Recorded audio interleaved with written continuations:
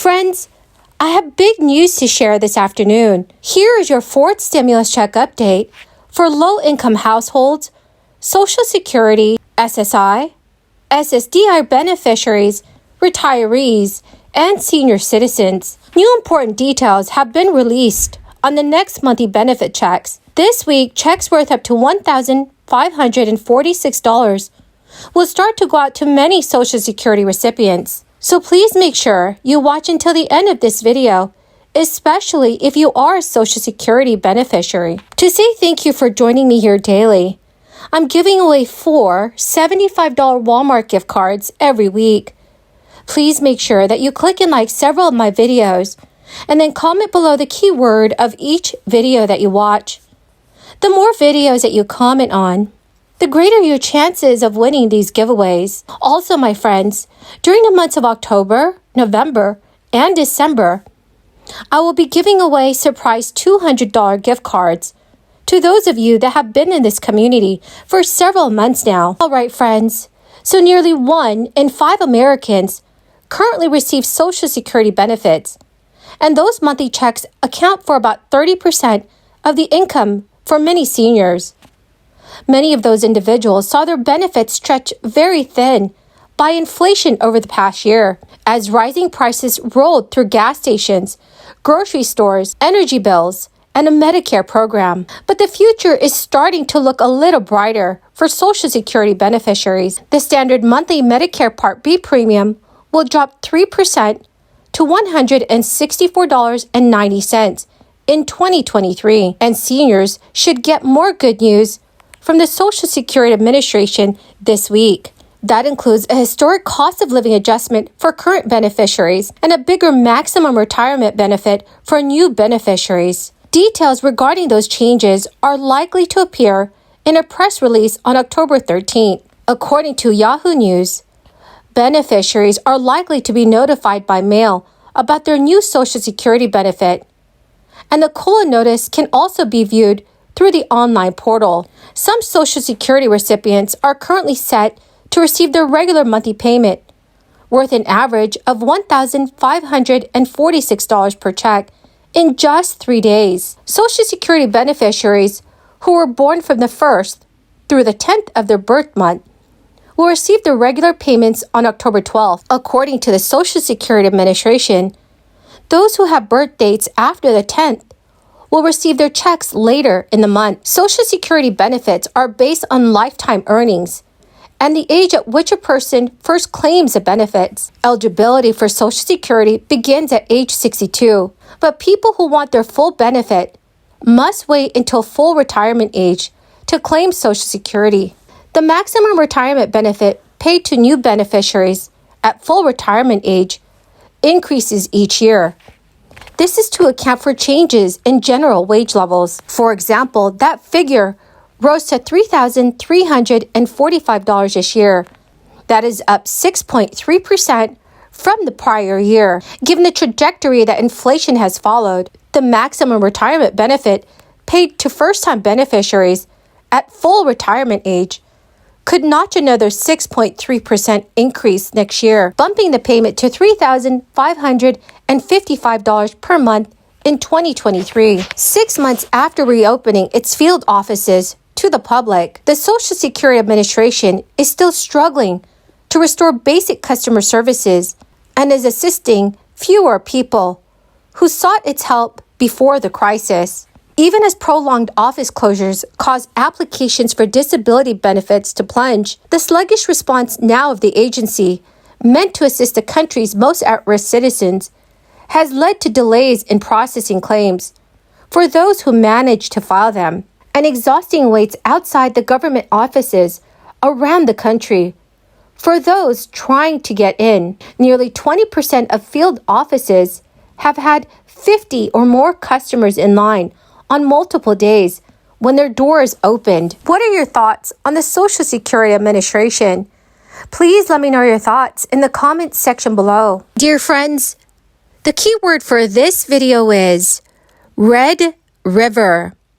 If you would like to enter the next Walmart gift card giveaway, please click and like several of my videos and then comment below this keyword, which is Red River, and additional keywords of any video of mine that you watch.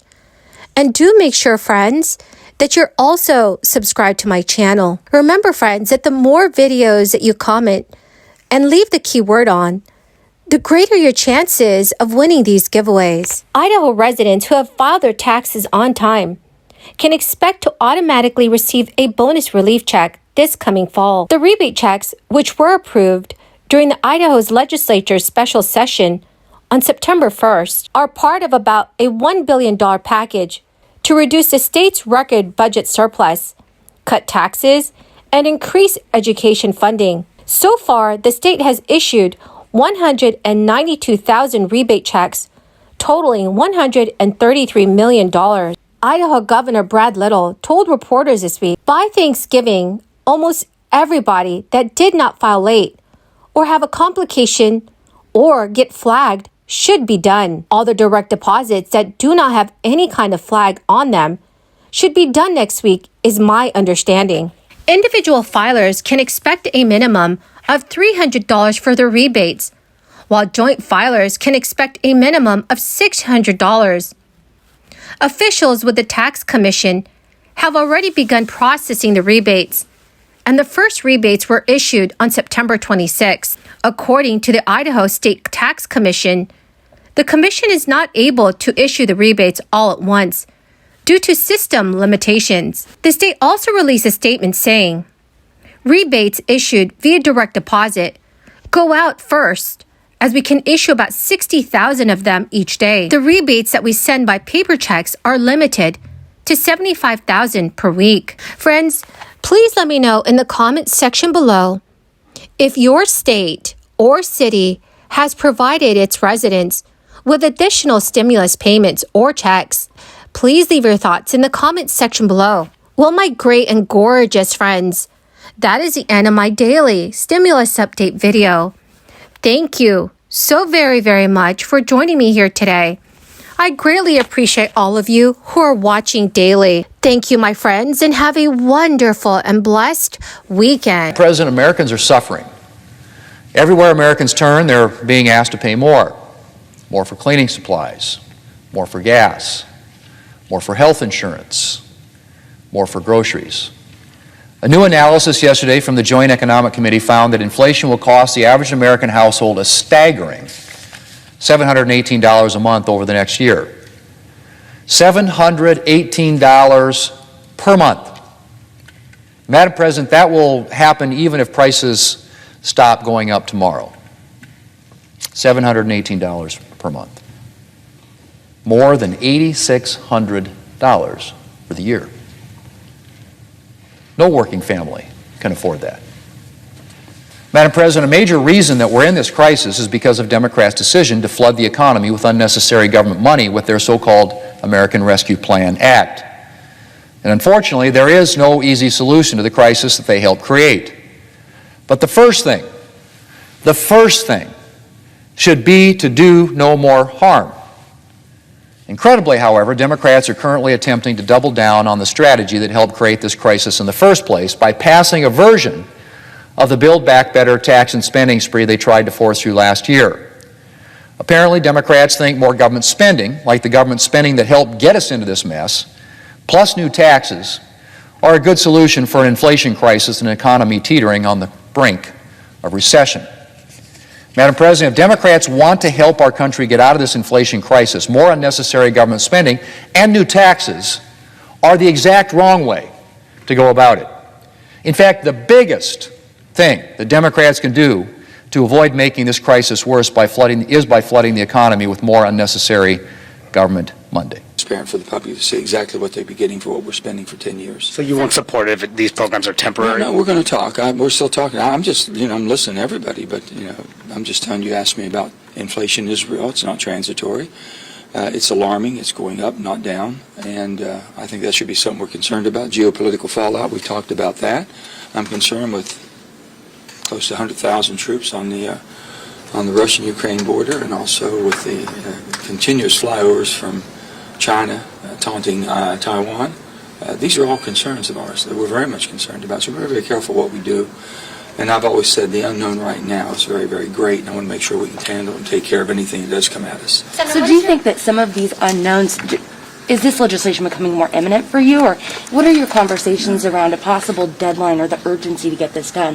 Schumer says December 31st, maybe December, that he'd like to see this, or will it be even more than I that? know people have been in a hurry for a long time to do something, but I think basically we're seeing things unfold that allows us to prepare better. And that's what we should do, take advantage of what we're doing in a very litigious way, and making sure what we do and how we do it, for what period of time we do it, is something that we can maintain, manage. My grandfather used to say, unmanaged debt will make a coward out of the decisions you make. And we're now at 29 trillion, and we'll be pushing on to 30 trillion. And I'm sure that Mr. Powell, with the Feds, they're going to make some decisions pretty soon here.